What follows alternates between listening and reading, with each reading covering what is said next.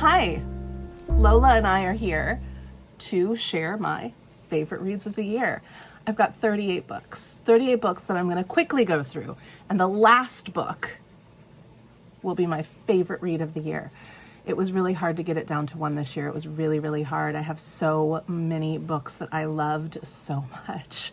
This was a great reading year. I read fewer books than I normally do, or that I have normally read in the past few years. Stats are going to be posted. They're not posted yet, but they're going to be posted on Bookstagram, on my Bookstagram account. These are in no particular order. Let's just dive into this. Let's just dive right in. First book on the stack was one I read to stretch myself. I read Gilgamesh. This is the Stephen Mitchell translation. And I loved this. I loved this so much. The story is weird and wacky and hints at biblical stories to come, but is very different also. Having read this and then later in the year reading and never actually reviewing, but reading Marilynne Robinson's Reading Genesis, I was so prepared to get so much out of this by reading this first. These two books together, I think, are a perfect pairing. This is really dense. You would think this is really dense, but it's actually very easy to read. And yeah, favorite book of the year, one of my favorite pairings of the year. Next on the list of favorite reads is the whole Raven Boy cycle. I still haven't read the fourth book yet. I need to read the fourth book. I didn't make room for it on my December TBR, but that's okay. I'll read it in January. The first, second, and third book rereads were really excellent, and I loved it, but I think Raven Boys, the first book, is my favorite of those three. I think the fourth book is my favorite of the whole series, which is also why I'm probably putting it off. Sophie Kinsella's fictional memoir about being diagnosed with brain cancer and dealing with that. Yeah, definitely a favorite book of the year. Sophie Kinsella usually makes it on my favorite books of the year, but this one is so different. You'll cry, you'll empathize, you'll sympathize, and it's going to break your heart, but it's also so hopeful. This one, I went back and forth about whether or not I should put it on my favorite reads of the year list, but in the end I did, because it is going to stick with me. I did absolutely love this book, but I just read it a couple of weeks ago, but I'm putting it on the list, and that is The Christmas You Found Me by Sarah Morgenthaler. If you want to know my thoughts on this or what it's about, you can watch my very recent mid-month book wrap-up. The Broken Hearts Bakery by Carla Loreno. This is just like a light-hearted, well, it gets into some serious topics, but it is pretty light rom-com. And I mean, it's a small town romance, second chance romance. It's very straightforward, but at the same time, I really liked it and it really stuck with me. And I actually feel like it had some very important things to say. And it was excellent writing, very readable, very feel good. Yeah, this also made it on my favorite reads of the year list. I read this for Victober. This is Man and Wife by Wilkie Collins. This may be one of my favorite reads of all time. I need to sit with it for a couple more years, but I think it is one of my favorite reads of all time. I absolutely loved this. This took me by surprise with how readable it was, how fast-paced. This is a Victorian sensationalist novel. It's a mystery. It's a thriller. It is kind of an anti-romance. You will enjoy this book if you like fast-paced thrillers of today. You will love this book. Middle grade, getting on the list. I know that I just read this one as well, but it is so good. And I chuckle about parts of it on a pretty much daily basis. And I have mentioned it to pretty much every student I teach. So I think it definitely has its place here on my favorite reads of the year stack. This is the Millicent Quibb School of Etiquette for Young Ladies of Mad Science, the first in a series by Kate McKinnon from Saturday Night Live. It is funny, it is smart, it is fast-paced, it is deep. It's the kind of thing that you can read aloud with your children, but it's also the kind of thing that you can put into their hand and they will think about it. My reread of Wuthering Heights is definitely a highlight of my reading year. I know I still need to do that second video. It'll probably wait until October of 2025, but I will do the second part. I had to stop. An hour and a half was more than long enough for the first half of the book. But the second half is coming, I promise. And then someday you can watch them back to back if you want a double feature. This is one of my favorite books of all time. It's so wonderful. And I understand people who have a hard time with it. I understand people who think that it is difficult. I understand people who think that it's bad people doing bad things to each other in bad ways, but it's not. I say it's not that at all. That's a misread of this text. It's broken people. It's broken people doing bad things to people. And there's a big difference between bad people and broken people. There's a very big difference. So I love this book. I love it. I love it. I love it. And no one can tell me any differently. I discovered in March The All of a Kind Family by Sydney Taylor. To say I discovered this is like when I thought I discovered Jane Austen. I didn't discover anything, but it came to me for the first time in March, and I loved this. Every March now, until I'm done with this series, I will read another installment in this family's lives. This is about a Jewish family in New York City in the 1910s, I think. And it's just slice of life, but there is a chapter in here about a father receiving a Hanukkah gift that the kids have scraped together money to pay for that sticks with me so strongly in the way that I accept gifts from my students. And this is good stuff. This is literally life-changing stuff. Human interaction changing stuff. I loved it. I absolutely loved it. Oh, my reread of Persuasion knocked my socks off this year, earlier this year, I think March, April. I read this book in a way I have never read this book before, and I know why, but I don't need to go into it here. This book always seemed a little bit improbable, implausible to me. I read it this time and went, oh yeah, I understand these characters. I totally get these characters, and absolutely loved it. This one was a real surprise that it was a favorite. I thought I would enjoy it. I didn't think I would love it, and that is Jennifer Weiner's The Breakaway. This was outstanding. It's got multiple POVs. It's got difficult to enjoy characters. It's got easy to enjoy characters. And it's a romance, but it's also a mother-daughter story, and it's also about the secrets that we keep, and it's also about the ways that we create shame in our minds for ourselves, shame that no one else is actually putting on us, that we are putting on ourselves. It's about forgiveness, and it's about love, not romantic love, other kinds of love. And just really, really liked this. It stuck with me. Next, I'm going to get through 3 in one go, but I couldn't just pick one because I love them all. And that, of course, is the Emily of New Moon series. My reread of these was so delightful. And also, just can we just look at these covers? Emily Climbs, Emily's Quest, and my favorite, Emily of New Moon. They're just so beautiful. I love the work that this artist does. What is her name? Ellie McCrae, and then Kelly Hill designs them. They just do such great work. I just adore these covers. But the stories themselves are wonderful. My only sadness is that Emily Climbs is quite short and covers quite a lot of space. And I wish that Ellen Montgomery and her editors could have given her more time to develop Emily's story. I think she would have far outshone Anne, and we know how great Anne is.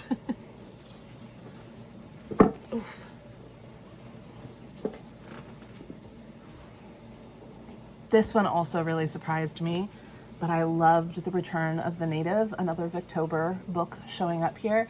I knew the story, or part of the story, because I, as a teenager, fell in love with a Hallmark made-for-TV movie version of it and never read the book until this year. And then I read the book, and I don't like Thomas Hardy. I avoid Thomas Hardy, but I had a really great experience during a Victober reading The Mayor of Casterbridge, so I decided to give him another try with a story that I thought I knew and loved, The Return of the Native. And it is a story I knew and loved, but there's obviously, there's obviously so much more depth in this than in the movie.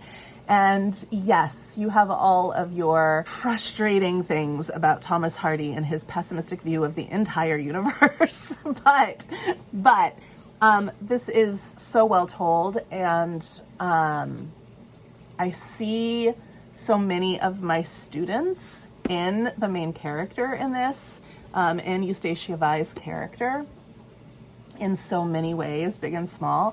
And I just felt like I was at a point in my life and in my life experience where I could really understand her and where she's coming from and why she does the things she does. And I was screaming at her the whole time to make other choices. But the funny thing about book characters is they just don't listen. And another Victober, it was a really good Victober and a very surprising one, because all three of these are authors that I have DNF'd and despised books by, and yet all three of these authors that are making it onto this favorite reads of the year stack this year gave me books I absolutely adore and love and will love for a lifetime. Final Victober book to make it onto this list is Can You Forgive Her by Anthony Trollope. Second year in a row that a Trollope is on my favorite reads of the year. I thought I hated him, but I really just hate the Barsetshire Chronicles, which I know is a really unpopular opinion, but I do. I loved Orley Farm. I love Can You Forgive Her. This is so soap opera-y, angsty, funny, frustrating, and glorious. This is about the matches and the mismatches of a set of society, young people, well, mostly young people, in Victorian England, and it's glorious. It's glorious. Absolutely loved that book. I did not read this for Victober, but it is a Victorian read, and I'm not going to say anything about it because y'all are tired of it, and also I'm about to film a video all about it, but it is on my favorite reads of the year. No, I didn't make it my absolute favorite read of the year, but that's Jane Eyre. That's all I'll say. My reread was excellent. It's always going to be on my favorite reads of the year. Even if I don't read it that year, it's always on my favorite reads of the year. I was so surprised by this one. Unlike any books that I read as a general rule, and definitely unlike books that I love and books that stick with me, but that is Phantasma, and it has stuck with me, and I still really like it. I'm not going to say anything else about this. If you normally watch me, this is not necessarily the kind of book that I would recommend for you, but if you want to give it a try, give it a try. You're an adult, do what you want. But this is a dark fantasy romance. It has a great story. It's about sisters. It's a little bit Hunger Games. It's a little bit Sense and Sensibility. It's a little bit soap opera. It has a significant amount of steam, which you can read around. It doesn't necessarily add to the storyline. It's just there to sell the book. It doesn't need it, though. There's plenty going on. Plenty going on. It's a little bit Hill House. It's paranormal, for sure. That's all I'll say about this. And I loved it. I loved it. I don't know. We don't judge here. As I totally judge myself. Back on track for books that I do recommend without reservation, which you would expect to see me love. I loved my first encounter with Susan Branch this year. Susan Branch, A Fine Romance, Falling in Love with the English Countryside. Loved it so much, and in fact, loved it so much that I made a trip to England happen for me with girls. Like, I'm taking some of my students in a few months. In just a few months, I will be trekking across England with 13 8th and 9th graders, and one 12th grader. and another teacher. I won't be alone. I am really excited about it, and I'm pretty sure that there's always a desire in me to be in England. Always. There's always an underlying desire wanting to be in England. But I'm pretty sure that reading this and loving this made me make it happen. We got 18 more to go. A Sorceress Comes to Call, my first T. Kingfisher, will not be my last T. Kingfisher. This reads like a fairy tale. It was so, so wonderful. It does turn very bloody horror in the end. So if you don't like things exploding and things heads being chopped off and being chased by monsters, you might not want to read this. That's not my favorite thing either, but know that it is told in a whimsical fashion, which may or may not make it worse. Love that book. Really surprised by this one too. So many surprises this year for me for my favorite books. A Fragile Enchantment by Alison Saft. There's a scene in here with there's a little bit of magic. There's not a ton of magic in here. And there's a scene in here where the guy who wants to marry the girl but is marrying another girl, even though he loves the first girl, he sees her across a crowded church and makes, like, his love for her just makes flowers fall from the ceiling. Just thousands and thousands of flowers just blanket the crowds because his love for her is so strong, and it's a beautiful scene, and I love it so much. I feel like this book is flawed, but I love it anyway. I love it anyway. There are many things in this book that this book does not need, like the magic. Although it makes my favorite scene in the whole book, it actually doesn't play that big of a part, so why is it there? Also, there's a whole like Gossip Girl type, Bridgerton type storyline, which could have been done a different way. Didn't need to copycat that. There are definitely flaws with this book, but I still really, really, really, really, really enjoyed my time with it and would definitely recommend it. This graphic novel, Ruined, which I read during Jane Austen July, is such a sweet love story. The storyline is so good. It's about a marriage of convenience that, of course, turns into a friendship and then a real love story, but he can't quite wrap his mind around how he feels about her, even though she knows how he feels about her and how she feels about him. And she decides that she's gonna go and live her own life because she can't be in love with him while he refuses to admit that he loves her.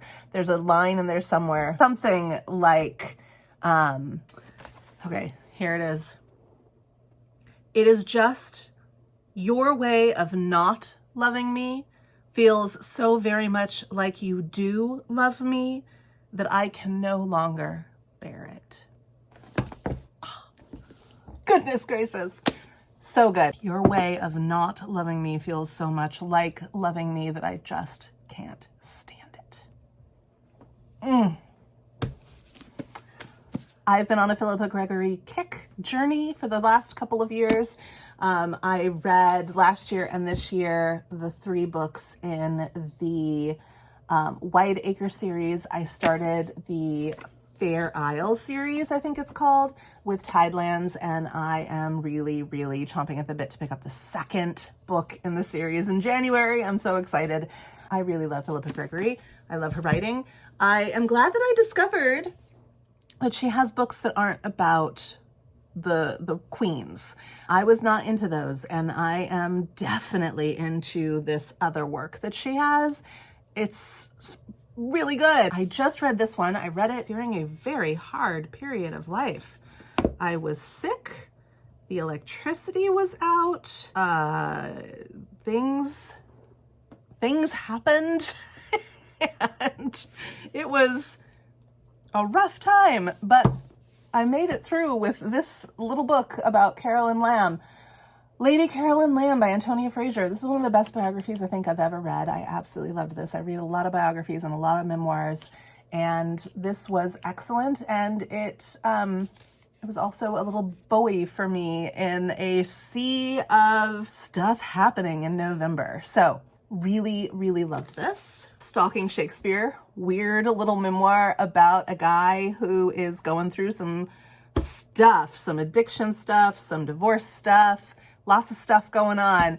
And all the while he's trying to find an actual portrait of Shakespeare. And he's looking at and comparing all the hundreds and hundreds and hundreds and hundreds of portraits of Shakespeare that are housed around the world, a lot of them at the Folger Center in DC, and comparing and contrasting them and really getting kind of caught up in a weird, wild, and dangerous world of Shakespearean portraiture. Who knew? Fascinating, fast-paced, wild, and wonderful. Read this really early on in the year, I think in March, and loved it. It's another Philippa Gregory, but this is a nonfiction. This is Normal Women by Philippa Gregory, and it takes you through 900 years of women's history in this span of time. She has certain things that it's broken into certain segments that are pretty predictable, like over and over and over until that thing is gone or until something new is added that wasn't present in the other history. It just keeps kind of following the same pattern of information and giving you the subtle changes as time elapses. And it's wild. It's wild to watch women have tons of freedom and power, lose it, gain it, lose it, gain it. It's kind of wild and disturbing and empowering and really, really, really fascinating. It's this long. So it's obviously not all inclusive, but she doesn't focus on any particular names that you would know from history. She's really trying to give you the lives of normal women, me and you, unless you're a man, in which case you got some history in here too, fella. You do. But this is really well done. Fascinating stuff. Highly recommend that. I'll do a reread of it pretty soon. This was my year to read about the family, to read about a particular family, because I also read Georgiana this year. This is on my favorite reads of the year list as well. And Georgiana was Carolyn Lamb's aunt. And so I have been reading all about this family. I know a lot about them now that I did not know that I would ever know. Georgiana, fascinating woman. This is a really, really well done, very readable, very kind of personal biography. Highly recommend this. I think it's called The Duchess now. I don't think it's called Georgiana anymore, which I think is a shame. But I think it's called The Duchess now because the movie, The Duchess, the movie is based on the book. So I think they renamed it to create a throughway there. All right, friends, we're getting down to it. We've got 10 left. This is a surprise to me because I've read other books by this author and really felt meh about them. And for whatever reason, this one was an absolute delight. I loved it. And that's Just for the Summer by Abby Jimenez. I loved it so much that I pre-ordered her book coming out in 2025. Divine Rivals. I read both Divine Rivals and Ruthless Vows earlier this year, back to back. I think I read them in February, March, April. Somewhere early in the year, maybe even January, I don't remember. I read them both and I did not like Ruthless Vows, but I loved Divine Rivals. You do have to read Ruthless Vows so you know what happens, but I don't think I'll ever reread Ruthless Vows. I think I will reread Divine Rivals many times. Absolutely loved this. I really liked this. Another surprise because I have not liked anything else that I have read by Leigh Bardugo.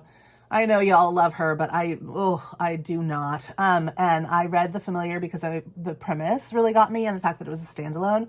And I loved this. This is like a dark, gothic, non-traditional vampire story set during the Spanish Inquisition. Loved this. Don't read much that takes place during the Spanish Inquisition. And when I do, I really like it. So I should make a note of that for myself. Kristen Hanna's The Women. I loved this. I want to pair this with a reread and pair it with The Things They Carried by Tim O'Brien.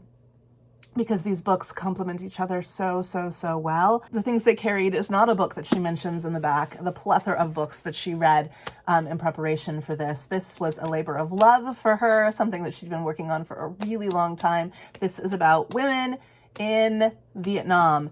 The women who went to war in Vietnam, the women who were in Vietnam, the nurses, and what happens when they return to the United States where they're told they were not in the war, that women did not go to war.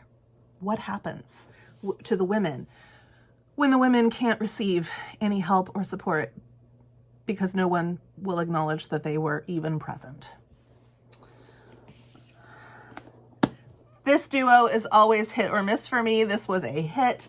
The Paradise Problem by Christina Lauren. This is such a complex romance. It's so, it's got so much depth and heart to it. Yeah, it's got all the other Christina Lauren stuff in it, which I could take or leave.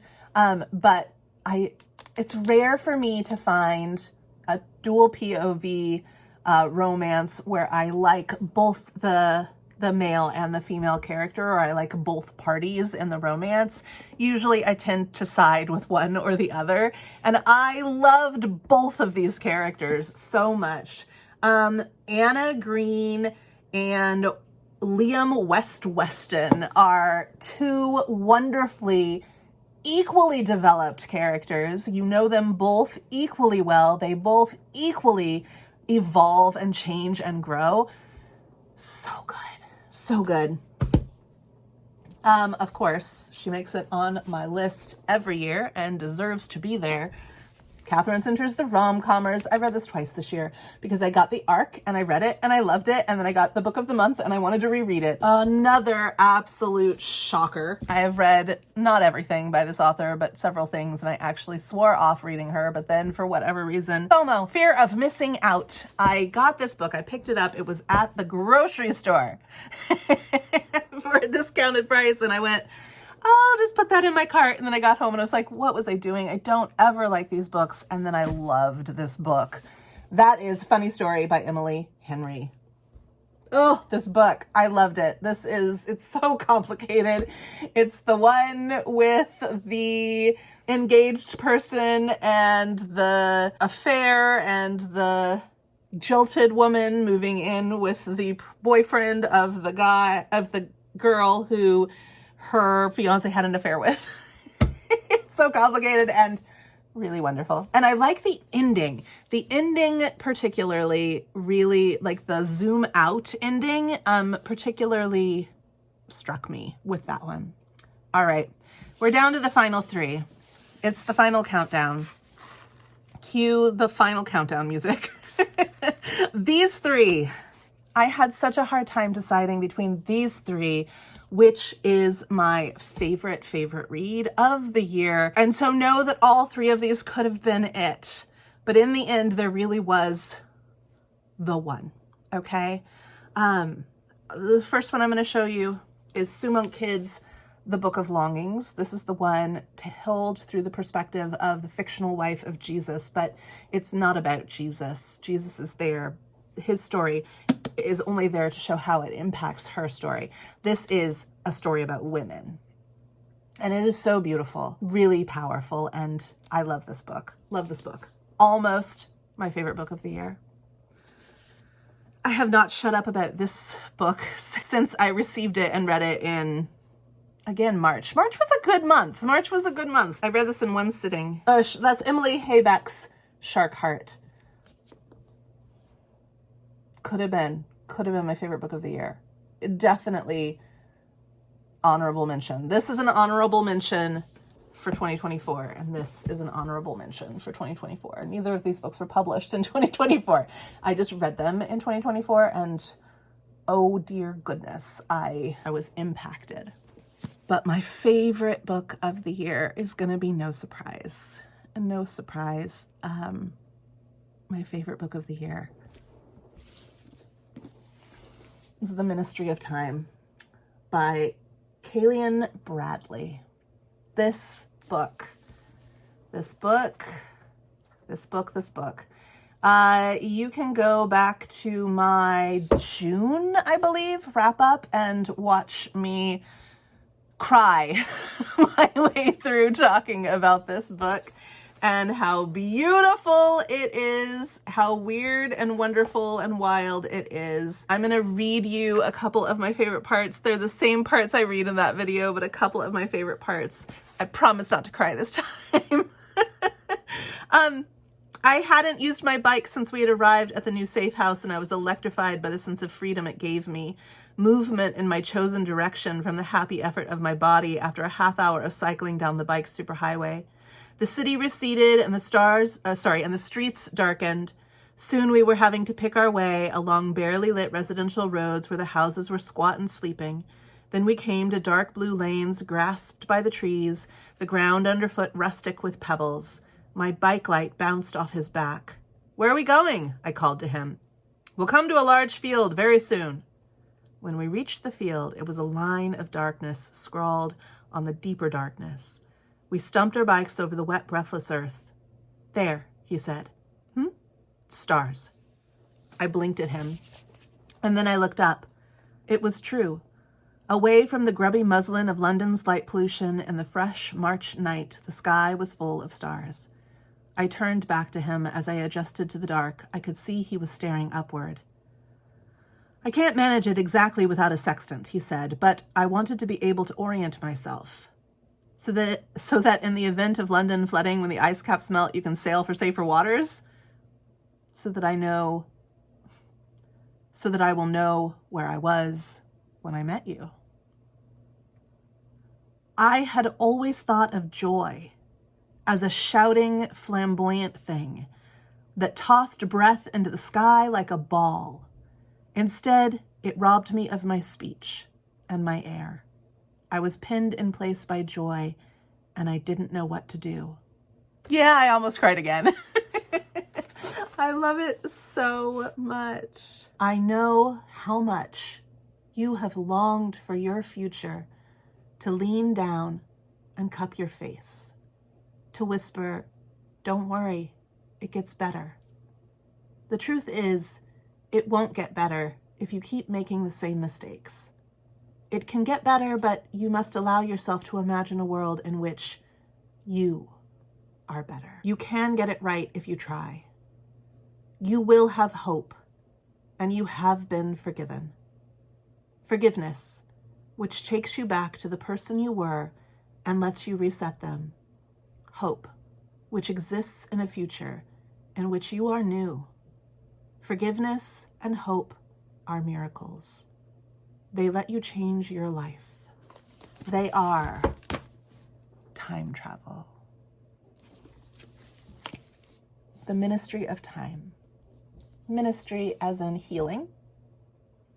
Ministry as an organization. Ministry as in proselytization. I love this book. To the end of time and back again. Love it. And that, my friends, are the 38 of the 220-ish favorite reads of the year for me. Any on here from your own list? Any on here that you'd like to check out now? Any on here that you're like, "Woman, what are you talking about? That is the worst book ever written." Let me know. And I'll see you here next year with another stack of my very favorite reads of the year. Until then, let's go read.